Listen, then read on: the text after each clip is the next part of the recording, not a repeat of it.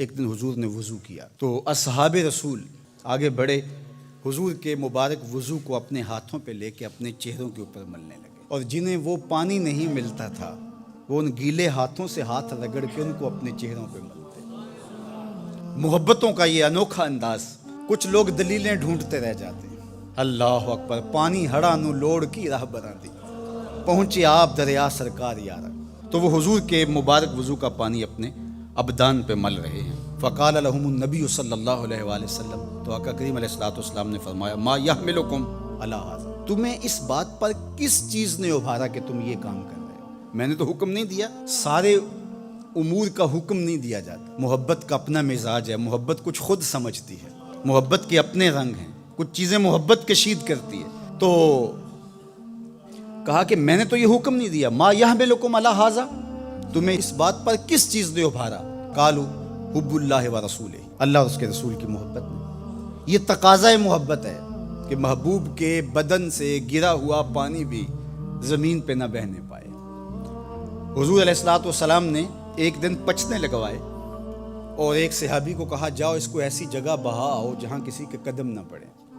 وہ گئے اور ایک پتھر کی اوٹ میں بیٹھ کر نوش جاں کر لیا، اور جب وہ واپس آئے تو حضور نے دیکھا تو کہا، لعلک شربت، شاید تو پی آیا ہے۔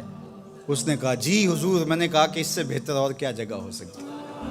تو آقا کریم ناراض نہیں ہوئے بلکہ فرمایا، یا غلام قد حررت نفسک من النار، اے بیٹے تو نے اپنے آپ کو آتش دوزخ سے نجات دلا دی۔ تو حضور نے فرمایا، ما یحملکم علی ھذا، تمہیں اس چیز پر کس نے ابھارا ہے؟ تو انہوں نے کہا، اللہ اس کے رسول کی محبت نے۔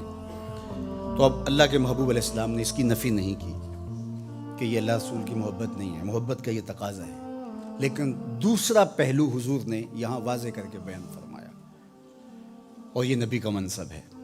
آقا کریم نے ارشاد فرمایا، من سرہ ان یحب اللہ ورسولہ او یحبہ اللہ ورسولہ، جو اس بات کو پسند کرتا ہے کہ وہ اللہ اور اس کے رسول سے محبت کرے اور اللہ اور اس کے رسول بھی اس سے محبت کرے، فلیصدق حدیثہ اذا حدث، اس کو 3 کام کرنے چاہیے۔ ایک، جب بھی بولے سچ بولے، ولیؤدِ امانتہ اذا تؤمن، اور جب اس پر لوگ اعتبار کر کے اس کے پاس اپنی امانت رکھیں تو وہ اس میں خیانت نہ کرے۔ اور تیسری بات ارشاد فرمائی، ولیحسن جوار من جاورہ، جو اس کا ہمسایہ ہو اس کے حقوق کا خیال رکھے۔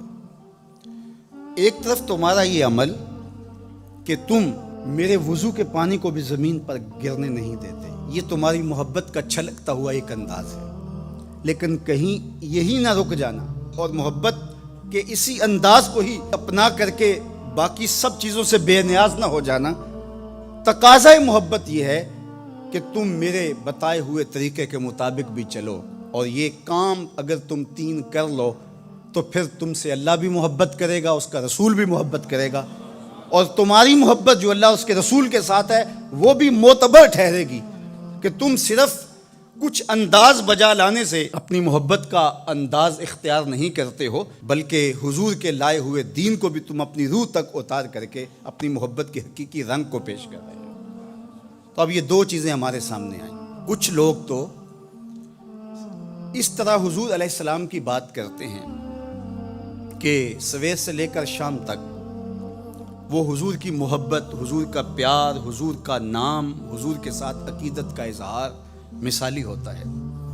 ہم نے دیکھا ہے کہ حضور کا ذکر آ جائے تو ان کی آنکھوں سے آنسو ٹپکنے لگ جاتے ہیں، اور ان کا وجود حضور علیہ الصلوۃ والسلام کی محبت سے، حضور علیہ الصلوۃ والسلام کے پیار سے، حضور کی الفت کے نور سے بھرا ہوا دکھائی دیتا ہے۔ لیکن ہم جب دیکھتے ہیں تو وہ 5 گانا نماز بھی نصیب نہیں ہوتی، اللہ کے بندوں کے جو حقوق ہیں ان میں وہ بہت زیادتی کر رہے ہوتے ہیں۔ اور دوسرا رویہ یہ ہوتا ہے کہ وہ تہجد بھی پڑھیں گے، حقوق العباد کا خیال بھی رکھیں گے، لیکن حضور کا نام بھی صحیح طریقے سے لینے کی توفیق نہیں ہوتی۔ تو 2 پہلو ہیں، ایک طرف ادب مفقود، دوسری طرف عمل مفقود۔